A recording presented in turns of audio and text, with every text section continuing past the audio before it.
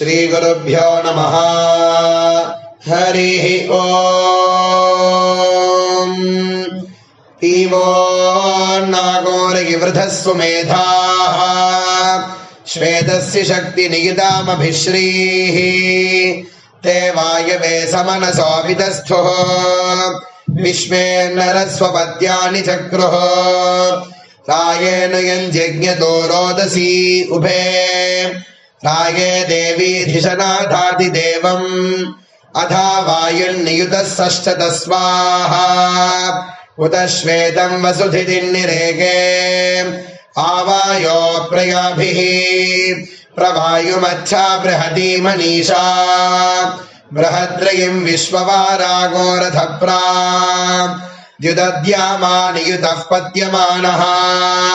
कविः कविमियक्षसि प्रयज्यो आनो नियुद्भिः शतिनीभिरध्वरम् सहस्रिणीभिरुपयाहि यज्ञम् पायो अस्मिन् हविषिमादयस्व यूयम् पादस्वस्तिभिः सदा नः प्रजापतेन त्वदेतान्यन्यः विश्वा जातानि परिदा बभूव यत्कामास्ते जुहमस्तन्नो हस्तो वयज्ञस्यामपदयो रहीनाम् पतीयजदम् बृहन्तम् अस्मिन् भरे नृतमम् वाजसासौ प्रजापतिम् रथमजामृतस्य यजामदेवमधिनो ब्रवीतो प्रजापते त्वन्निधिपाः पुराणः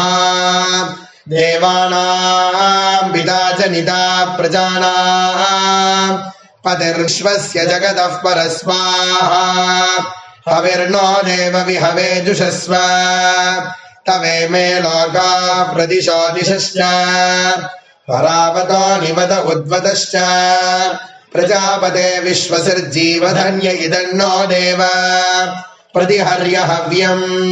प्रजापतिम् प्रथमै यज्ञियानाम् देवानामग्रे यजतै यजध्वम्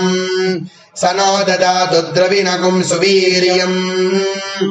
रायस्पोषम् विश्यतु नाभिमस्मे यो राय ईशे सददाय बुद्ध्यः यः पशूनागो रक्षिताविष्ठितानाम्